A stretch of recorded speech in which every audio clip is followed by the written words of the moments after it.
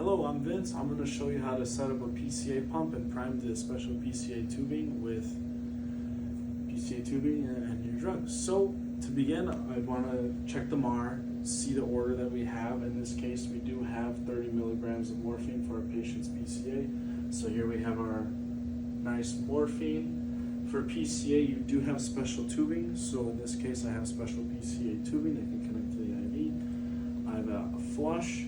I have an alcohol prep pad, so I do some hand hygiene. Put on some gloves, tubing, and my morphine. So first I would take the lid off of cap here, and then I'd connect my morphine into there. So I have the key already unlocked, but if I wanted to lock it, I could put it in locked and then push it. Locking, you just push the key in to unlock and it pops open. So you want to get this edge of the syringe between the gray and the white here. So you'll start by sticking that in.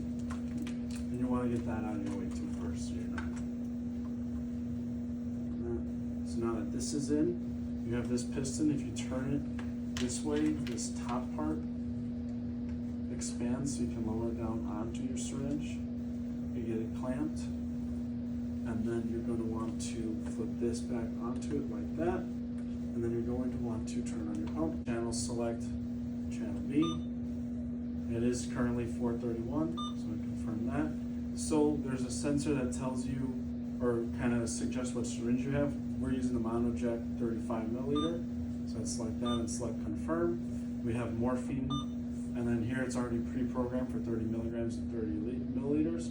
So I go and I select that, I confirm that it was checked, yes. And then if this follows the MAR, I would verify it. It does. So then I would do my PCA dose and continuous dose. Close and lock the door. So I turn it to lock. Do this.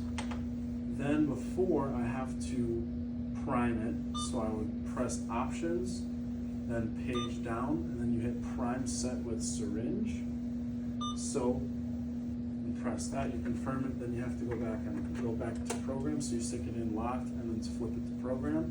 And then for this, you have to press prime for it to go all the way through. So I'm going to press prime, and the pump will press down enough to prime this all the way through. So you kind of see things going on.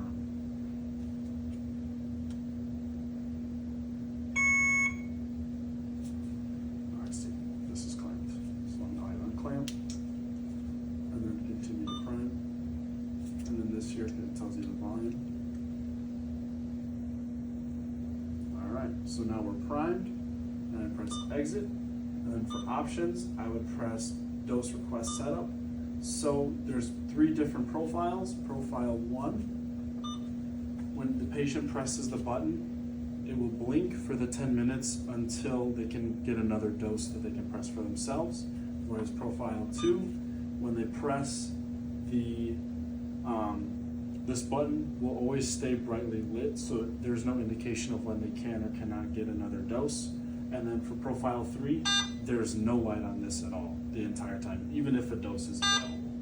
So typically people go with 1, so the patient does know when they can and can't get their dose. So then the alcohol swab here.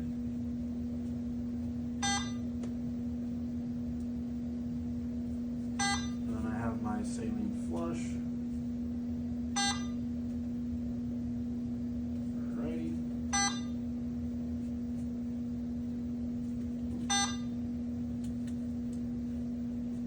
Flush 3 milliliters. Look for any signs of a non-patency, but it is patent. Connect my PCA line to it, and then I would just hit start. Now, close and lock. Oh, and then I have to close and lock before you. And then restart it if that's the case. Then, if you wanted to get a bolus dose for your patient because they have breakthrough pain, you press channel select go to bolus dose. Then you can put the key back in, program, and then you could put in the prescribed dose of whatever the doctor says. So let's say he wants 1 milligram for the bolus, then you just press confirm, close and lock the door, and then you can just hit start. And this will say delivering the bolus dose, and then you'll be good to go. So now that we have the continuous infusion, the patient can then press this button. It's on 1, so when they press it, it'll blink for 10 minutes until they can't. And then the PCA setup.